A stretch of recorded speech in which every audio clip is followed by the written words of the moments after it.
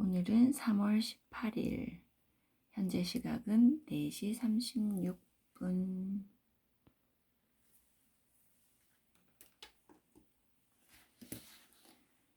어제에 이어서 또 5장을 읽겠습니다. 빛의 속도로 움직일 수 있게 되면 이런저런 모순들이 여기저기에서 마구 튀어나오는 것이었다. 우리는 살아가면서 어떤 아이디어가 그것의 진위가 주의 깊게 고찰되지도 않은 채 하나의 확실한 사실로 받아들여지는 경우를 종종 볼 수 있다. 예를 들어 두 사건이 동시에 발생했다 라고 말할 때 동시에라는 말은 도대체 무슨 뜻일까? 아인슈타인이 던진 이 질문은 이미 수세기 전에 누군가가 마땅히 고민했어야 했던 지극히 근본적인 성격의 문제인 것이다. 내가 자전거를 타고 당신을 향해 가고 있다고 하자 사거리 근처에서 마차와 거의 부딪힐 뻔한다. 나는 마차에 깔릴 것 같아 방향을 틀고 그 덕분에 간신히 마차와의 충돌을 피한다. 이제 마차와 자전거가 광속에 가까운 속도로 움직인다고 가정하고 같은 사건을 다시 생각해보자. 만일 당신이 길에 서 있다면 마차는 당신의 시선 방향에 대하여 직각으로 움직이고 나는 당신을 향해 당신의 시선 방향으로 움직이게 된다. 그리고 당신은 나한테서 반사된 다음 당신을 향해 움직이는 태양 광선을 통해 나를 알아볼 것이다. 이 경우 빛의 속도에 내가 탄 자전거 속도가 더해진다면 당신은 내 모습을 마차보다 훨씬 먼저 알아볼 수 있게 될 것이다. 만약 그렇다면 당신은 마차가 다가오고 있다는 사실을 알아채기 전에 내가 자전거의 방향을 트는 모습부터 보게 될 것이다. 이 경우 우리는 하나의 심각한 문제에 봉착하게 된다. 나의 관점에서 볼 때 자전거와 마차는 사거리의 교차점에 동시에 도착한다. 그런데 당신의 관점에서는 그렇지가 않다. 이 무슨 이상한 상황인가? 당신이 본 상황을 다시 이야기하면 다음과 같다. 당신은 내가 부딪힐 마차가 없는데도 공연히 핸들을 틀었다가 계속해서 빈치 마을을 향해 페달을 밟는 것이라고 생각할 것이다. 그런데 나는 거의 마차에 깔릴 뻔했다. 어떻게 동일한 사건이 나와 당신에게 다르게 인식될 수 있단 말인가? 이 질문은 자연히 우리에게 던진 하나의 도전장임에 틀림이 없다.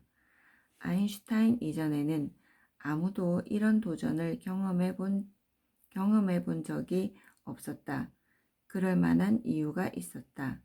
그것은 그 누구도 빛의 속도로 움직일 생각을 하지 못했기 때문이다. 하지만 이것은 자연세계의 근본을 건드리는 질문이며 매우 심각한 도전이었다. 아인슈타인은 이러한 질문들을 통해서 세계를 그 뿌리에서부터 다시 보기 시작함으로써 자연에 대한 근본적인 이해에 도달할 수 있었다. 물리학의 대혁명이 이탈리아의 한 시골길에서 시작된 것이다. 만일 빠른 속도로 움직일 때 발생하는 이런 논리적 모순을 피해서 세계를 제대로 이해하고자 한다면 반드시 지켜져야 하는 대자연의 규칙 또는 계율 몇 가지를 알아야 한다. 아인슈타인은 이 규칙들을 특수상대성 이론으로 정리했다. 어떤 물체에서 반사되거나 방출된 빛은 그 물체가 움직이든 움직이지 않든 상관없이 동일한 속도로 진행된다. 그대는 그대의 속도를 빛의 속도에 더하지 말지어다 가 반드시 준수돼야 하는 규칙인 셈이다. 또한 어떤 물체도 빛보다 빠르게 움직일 수 없다. 그러므로 또 하나의 규칙은 그대는 빛의 속도로나 빛의 속도보다 빨리 움직여서는 아니 되느니라가 된다. 이론적으로 우리는 빛의 속도에 원하는 만큼 가까이 접근할 수 있다. 예를 들어 빛의 속도로 99.9%로도 움직일 수 있다. 하지만 우리가 아무리 노력하더라도 빛의 속도로 100%로는 절대 움직일 수가 없다. 이 세계가 논리적 모순 없이 존재하려면 반드시 보편적인 속도의 한계가 있어야 한다는 말이다. 그렇지 않으면 페달을 계속 밟음으로써 어떠한 속도에라도 도달할 수 있어야 할 것이다.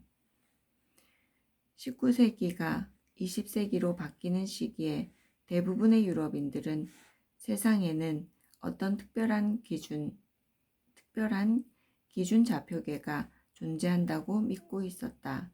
그래서 독일 또는 프랑스 혹은 영국의 문화와 정치 체제가 다른 나라보다 더 낫다거나 유럽인이 식민 지배를 받아 마땅한 다른 인종들보다 우수하다고 믿었다.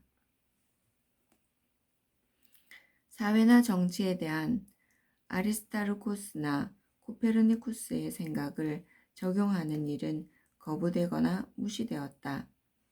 그러나 젊은 아인슈타인은 그가 정치에 대해 그랬던 만큼 물리학에서도 절대적 의미의 기준좌표계를 거부했다. 이리저리 어지럽게 공간을 배회하는 별들로 가득 찬 우주에서 정지해 있는 장소라던가 우주를 관측하기에 더 좋은 좌표계 같은 특권이나 특전은 있을 수가 없었다. 적어도 그에게는 말이다. 그리고 이것이야말로 상대성 이론이라는 단어가 의미하는 바였다. 상대론적 상황에 접하게 될 때마다 요술덫에 걸리는 듯하지만 아이디어 자체는 매우 간단하다. 즉 우주를 보는 데 있어서 모든 장소가 공평하다는 것이다. 대자연의 법칙은 누가 설명하든지 간에 동일해야 한다. 이 규칙이 사실이라면 아무도 빛보다 빠르게 여행할 수 없게 된다. 그리고 우리가 살고 있는 이 지구가 우주에서 어떤 특별한 의미를 갖는 곳이라면 이 또한 이상한 일이 아니고 무엇이겠는가. 채찍을 휘두를 때 휙 하는 소리는 채찍이 소리의 전파 속도보다 빠르게 움직여 소규모의 충격파를 만들기 때문이다. 천둥 소리도 비슷한 원리에서 발생한다. 한때 사람들은 비행기가 소리보다 더 빠르게 움직일 수 없을 거라고 생각했지만 오늘날 초음속 비행기는 아주 일상적인 일이 돼버렸다. 그러나 빛의 경우에는 사정이 다르다. 빛의 속도를 넘어설 수 없다는 것은 초음속 비행기를 만드는 것과 같은 공학적 문제가 아니라 중력과 같은 대자연의 근본과 관련된 문제이다. 그리고 경험상 진공 속에서 빛보다 더 빨리 움직일 가능성을 시사하는 현상을 찾을 수 없다. 채찍 소리라든지 천둥 소리와 같은 현상을 빛에서는 전혀 찾아볼 수 없다는 말이다. 그렇지만 빛의 경우에는 채찍 소리나 천둥 소리는 비교할 수 없는 이상한 현상을 연출한다. 가속기 속의 입자는 속도가 빨라지면 빨라질수록 무거워지고 빛의 속도와 가깝게 움직이는 원자식에는 느리게 간다. 우리는 이런 이상한 현상의 효과를 특수상대성 이론으로 아주 정밀하게 예측하고 측정할 수 있다. 소리는 통상적으로 공기와 같이 형체를 가진 매질을 통하여 전파되기 때문에 소리의 경우에는 빛의 동시성 패러독스와 같은 문제가 생기지 않는다. 친구의 이야기를 전달하는 음파는 공기 분자들의 진동 운동에 따른 것이다. 반면 빛은 진공속을 돌아다닌다.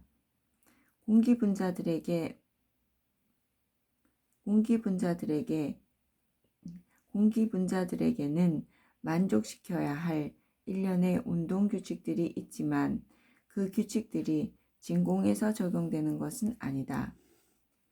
태양에서 방출된 빛은 태양과 지구 사이에 빈 공간을 가로질러 우리에게 도달하지만 아무리 귀를 기울여 들어봐도 흑점의 탁탁거리는 소리나 태양 플레어의 우레 소리 따위는 들을 수가 없다. 상대성 이론 이전에는 빛이 공간에 충만한 에테르라고 불리던 특별한 매질을 통하여 전파된다고 믿었다. 하지만 실험을 통하여 에테르가 존재하지 않는다는 사실이 밝혀졌다. 그 실험이 바로 저 유명한 마이클슨 몰리의 실험이다. 빛보다도 빠르게 움직이는 것이 있다는 주장을 우리는 종종 듣게 된다. 예를 들면 생각의 속도 같은 것인데 이것은 매우 어리석은 주장이다. 왜냐하면 우리의 뇌의 신경전달 신호는 당나귀가 수레를 끄는 것과 같은 느린 속도로 뉴런 사이를 움직이기 때문이다. 인류는 상대성 이론을 궁리해낼 정도로 영리하지만 그리 빠르게 사고하지는 못한다. 그러나 현대 컴퓨터의 전기 회로 속에는 전기 신호가 거의 빛의 속도로 움직이고 있다. 특수상대성 이론은 아인슈타인이 20대 중반에 혼자서 수렴한 이론이다. 특수상대성 이론은 그 후에 그 이론을 검증하기 위해 수행된 각종 실험에서 그 정당성이 입증됐다. 앞으로 누군가가 광속 이상의 속도를 허용하면서 특별한 기준 좌표계라고 하는 개념이나 동시성의 패러독스와 같은 것이 없이 그 이외의 다른 모든 물리 법칙을 만족시키는 새로운 이론을 발명할 수도 있다. 하지만 나는 그런 이론을 의심할 것이다. 빛보다 빨리 움직이는 것에 대한 금지는 분명히 우리의 상식과 상충한다. 하지만 이 문제에 있어서 우리의 상식만을 꼭 믿고 고집해야 할 이유는 어디에도 없다. 왜 10km의 상황에서 얻은 우리의 경험이 초속 30만 km 상황에서의 자연의 법칙에도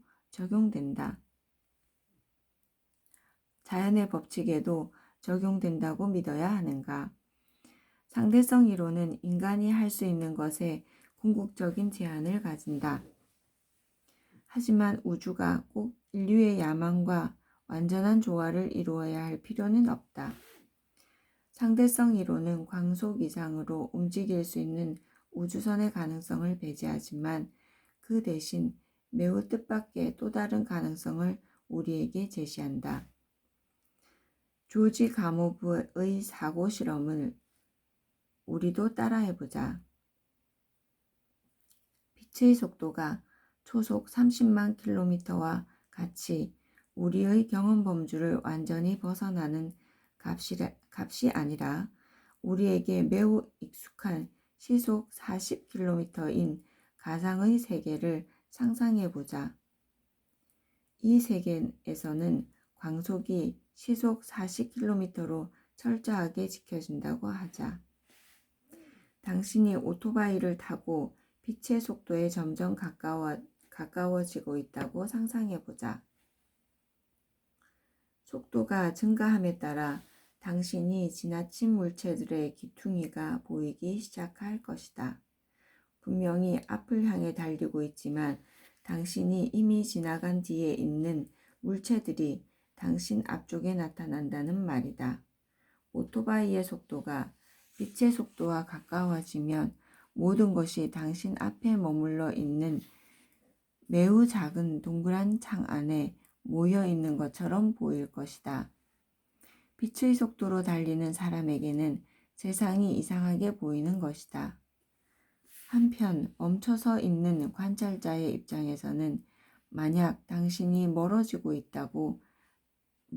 있다면 당신에게 반사되어 오는 빛이 빨갛게 보이고 가까워지면 파랗게 보인다.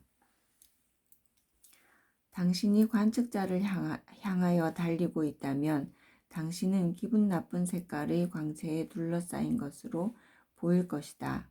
왜냐하면 당신에게서 방출되는 통상적으로 눈에 보이지 않던 적외선이 짧은 파장 쪽으로 이동해서 눈에 보이는 과시광선이 되기 때문이다.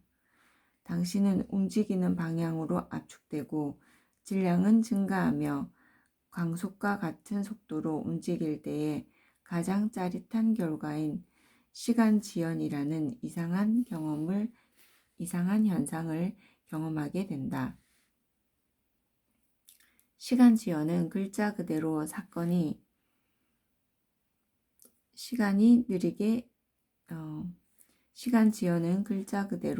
시간이 느리게 흐르는 현상을 일컫는다. 그러나 당신의 뒷좌석에 앉아서 당신과 함께 움직이는 관찰자는 이런 현상을 전혀 느끼지 못할 것이다. 이런 이상하고 복잡해 보이는 특수 상대성 이론의 예측들이 모두 사실로 확인됐다.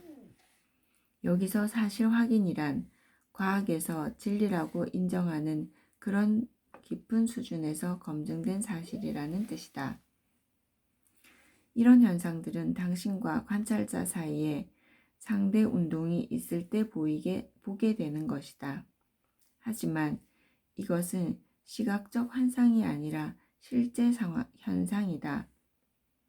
그리고 주로 대학의 첫 해 과정에서 배우게 되는 간단한 대수적 지식을 이용하여 증명할 수 있고, 따라서 교육을 받은 사람이라면 누구든지 이해할 수 있는 현상인 것이다. 또한 이런 현상은 많은 실험 결과들과도 일치한다. 매우 정확한 시계를 비행기에 실어 옮기면 지상에 가만히 있는 시계보다 약간 느리게 간다. 또 입자 가속기는 입자의 속도가 증가함에 따라 입자의 질량이 무거워지는 현상을 고려하여 설계되어 있다. 만일 그렇게 설계하지 않으면 가속된 입자들이 실험기구의 벽에 충돌하게 되므로 실험 핵물리학에서 할 수 있는 일이 거의 없을 것이다. 속도는 거리를 시간으로 나눈 값이다. 빛의 속도에 가까워지면 일상에서와 같은 방법으로 속도를 더할 수 없기 때문에 우리에게 익숙한 절대 공간과 절대 시간의 개념을 버려야만 한다. 절대 공간과 절대 시간은 상대 운동과는 무관한 개념이다. 상대 운동의 영향 때문에 길이의 단축과 시간의 지연 같은 일이 벌어지는 것이다. 광속에 가까운 속력으로 여행을 하면 당신은 나이를 거의 먹지 않지만 당신의 친구들은 여전히 늙어간다. 당신이 상대론적인 여행에서 돌아왔을 때 친구들은 몇십 년씩 늙어 있겠지만 당신은 전혀 늙지 않았을 것이다. 그러므로 빛의 속도로 여행한다는 것은 일종의 불로장수의 영약을 먹는 것과 마찬가지라고 할 수 있다. 앞에서 이야기했듯이 특수상대성 이론에 따르면 빛의 속도로 가깝게 움직일 때 시간 흐름이 지연된다. 그 까닭에 우주여행을 하는 사람은 늙지 않으면서 다른 별로 갈 수 있게 될 것이다. 하지만 공학적인 의미에서 빛의 속도에 가깝게 움직인다는 것이 실제로 실현 가능한 일일까? 우주선을 타고 태양계가 아닌 항성계로의 이주가 과연 가능할까? 젊은 알베르트 아인슈타인이 위대한 아이디어를 고안해낸